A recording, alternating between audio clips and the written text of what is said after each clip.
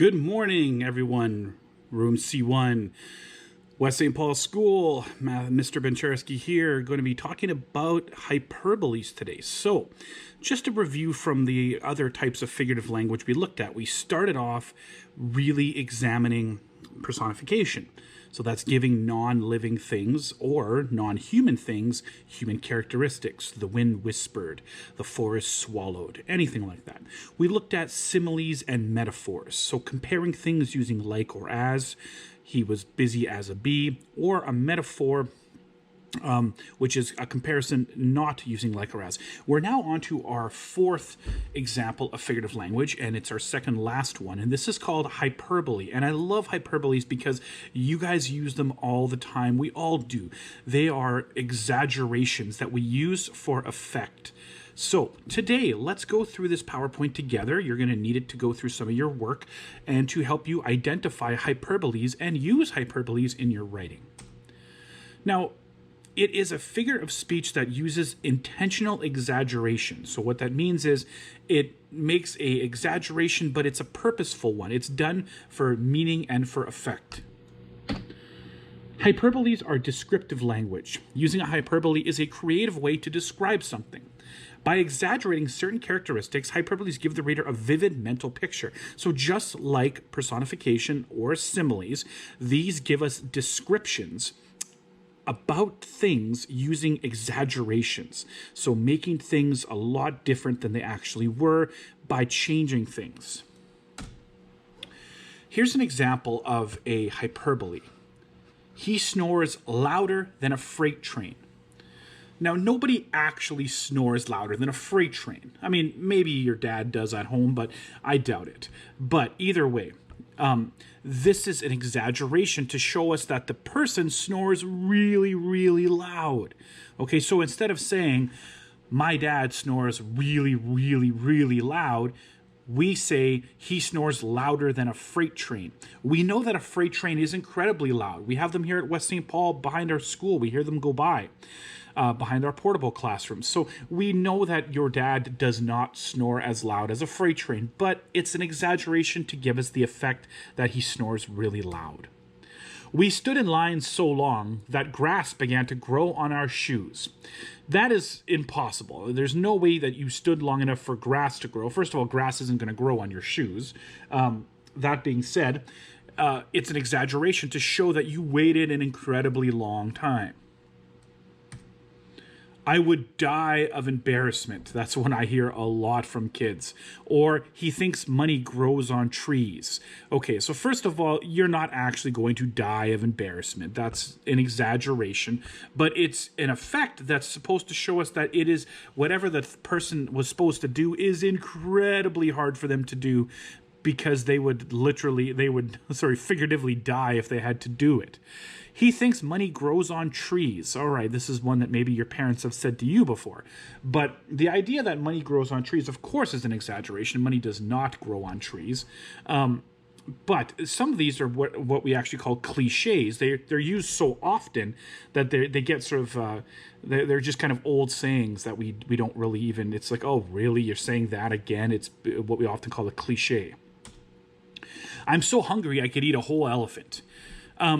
How do you know that this line from 101 Dalmatians is hyperbole? Well, first of all, no one could eat an elephant. I mean, maybe there's somebody out there, the guy who eats all the hot dogs every year at the Nathan's Hot Dog Festival. Maybe he could do it, but I doubt it. But no one could really eat an elephant. But it's just giving us the effect that whoever is saying this is incredibly hungry.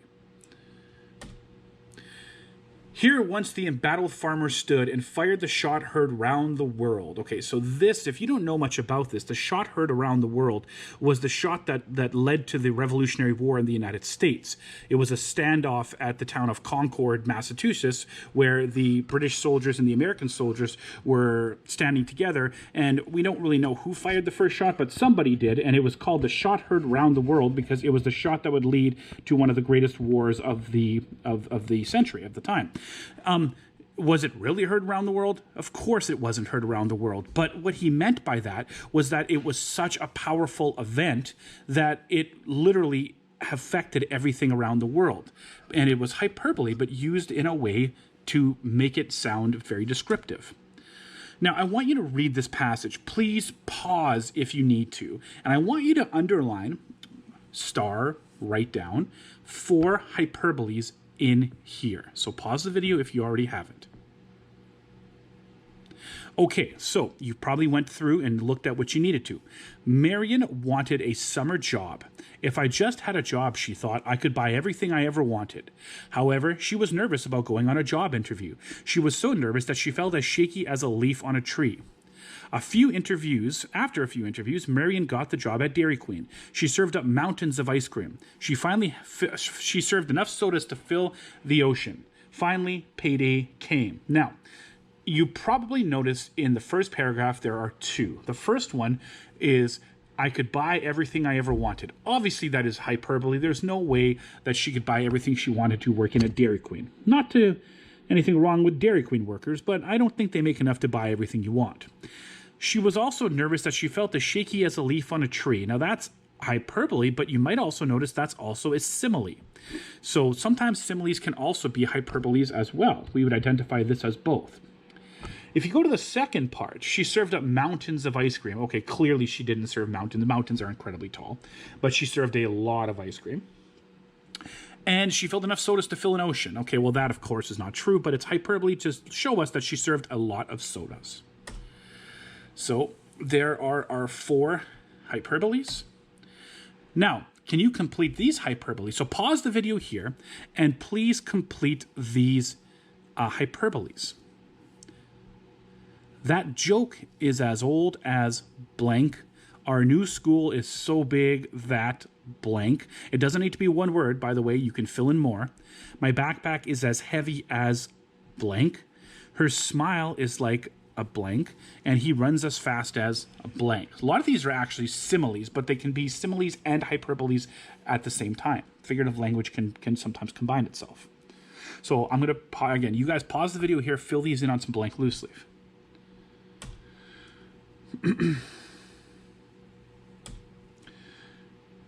Now, there's more that we could do here. My brother is as tall as a giant oak tree is something that we could say.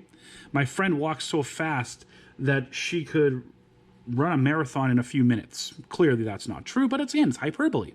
That new building is so ugly that people throw up when they see it. Most people don't throw up when they see a building, but again, it's supposed to show us how ugly it is. That hamster is as fat as a cow. Okay, well, again, that's not true, but again, it's hyperbole. And his new song sounds like you can fill in all the blanks you want there.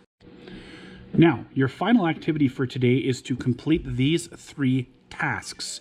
Please do these 3 tasks on loose leaf paper, and you can submit them to me through Google Classrooms. The first thing I want you to do is to search for hyperboles. So using a book that you might have at home, it could be your independent novel study, it could be anything that you found online or on a book or any other type of literature. I want you to find some hyperboles. Now I want you to make a list, and I want you to find at least 3 of them.